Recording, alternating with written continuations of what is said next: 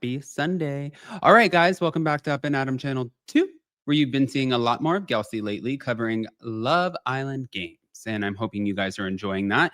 Now, since it's Sunday, obviously, you guys know tomorrow is Hot Messy Topics. So Jason and I have a lot to talk about, lots to go through, especially because taking Saturday off, like shit was coming out, like the Tamara Gretchen stuff, the Teresa stuff, the Salt Lake City stuff. I mean, it's just been one thing after another, and we're all here for it. But go ahead, pop off in the comment section. Let us know where you're watching from. Do all of the YouTube things, and let's get into it. Shall we?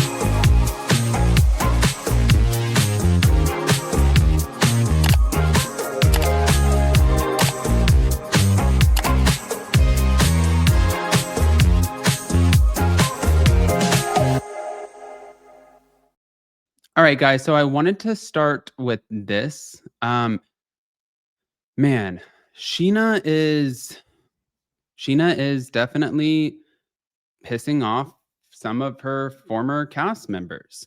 And I say former because I don't know in what capacity she's going to be on the Valley. I haven't heard any rumblings about her filming for the Valley. I know Lala Kent has been seen filming multiple scenes at this point, and the rumor is that she's going to be full-time, but I'm not really quite sure. I feel like if they chose between Scheana and Lala, they probably chose Lala because at the end of the day, Lala is a good antagonist. She is. I mean, she's such a sweetheart, like in person, not on the show. She'll tell you that. She's very different on camera and off camera. And she's such a sweetheart in person, but like she knows how to put on a show. She's not a yes man, and she has no problem getting into the trenches. And she has a very interesting dynamic with her family, her new home, bringing her second baby girl into the world, but not doing it with a father figure. Like she is just doing things on her own with her family pod, as she calls them. I could see it. But there was this. I don't know that I fully trust again with most people in my life, sadly. I even just found out recently that one of my closest friends who I had finally confided in about, I don't know, maybe 5 months ago about this, immediately went and told someone who I was not on good terms with. What? To humanize me.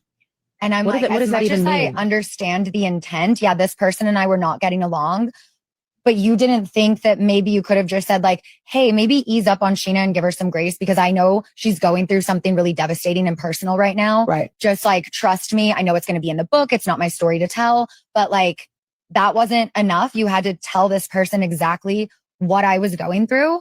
And what if that leaked? Yeah. This person and I were not on good terms. So as much as I understand the intent behind it, that's not something you tell anybody. No. You find that information out, you keep that in the vault. Yeah. So that's been hard for me too. And it wasn't actually just one friend, it was two. The other friend did tell someone who has good intentions and is a good friend of mine as well, but it's my story to tell. Exactly. So, it should come out of your mouth first. Yeah. So it just, I'm too trusting of people. I'm such an open book. I think everyone is good and has good intentions. And even if they do, I just now realize I have to keep things really tight and just like under our roof if I don't want it to get out, because for sure I kept it secret for over 2 years. And then I finally open up to a few of my closest friends. So they find out from me and not from an excerpt in Glamour magazine.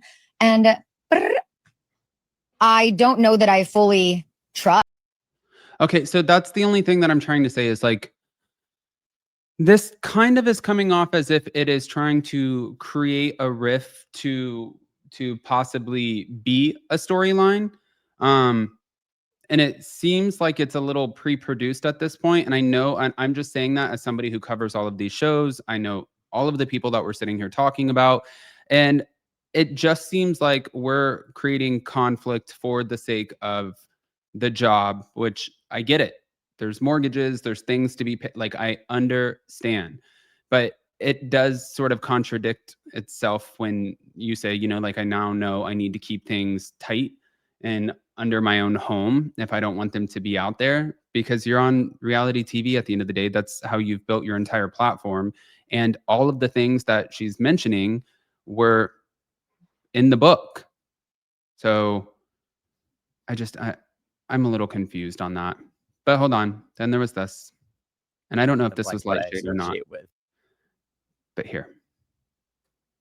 Mm-mm-mm. Needed to get into the shenanigans of it all. Respectfully. Untraditionally, Lala, have you heard? New podcast? I've heard there's a rebrand. Yeah. Yes. Yeah, drops What do you this think about week. that? I mean, I liked Give Them Lala. It was very Lala. Yeah. I think she just needed a new cover art photo. Right. Right. I think that she thought the whole name was Giving 10 years ago, but I Yeah. feel like that was kind of like what I associate with Yeah, her brand, but totally. you know. Untraditionally, Lala. No, I mean, I liked both names, but I'm always down for a rebrand because I think that you rebrand your platforms as you go, as you evolve, and as you grow. So that doesn't seem like the most shocking thing to me, but okay. All right. On top of that, I just wanted to mention this. I know you guys remember Kelly from this past season of The Real Housewives of Atlanta, and it seems like every time we turn around, there is a lot of personal and legal drama that's coming out. Now, there was a confrontation with her neighbor. So the neighbor in question is also involved with their HOA. HOAs are nightmares. It was in early September where this neighbor filed for a temporary restraining order against Kelly. And in those legal documents, she claimed that Kelly had entered her home without permission. So there was a 911 call from August 9th that was obtained by Us Weekly, which details Kelly's claim of an assault by the neighbor. But in the 911 call, Kelly says, I got time today, even though this was before the dispatcher could even respond. And she's alleging that her neighbor actually put her hands on her. And she claimed that she had scratches on her arm from the neighbor hitting her. This is not a good look. But apparently, this stems from the neighbor ordering boots to be placed on her daughter's car. And according to Kelly, there are 2 boots on it, which she says it was completely unnecessary. Now, as of right now, they even said that there were no weapons involved in the incident. Kelly just said that her arm was red and said that she does not feel safe with her neighbor. And she also said that she recorded the incident to show the officers. So she didn't need an ambulance, nothing like that. But in response to the restraining order documents, the neighbor claims that Kelly aggressively entered her private patio through her private gate in a violent manner. And she was accompanied by others, which, if in fact that is true, that could feel very threatening. You know, like I don't want people entering in my home or my patio, like yelling at me about things. So I want to hear what you guys think. Guys, pop off in the comment section, please.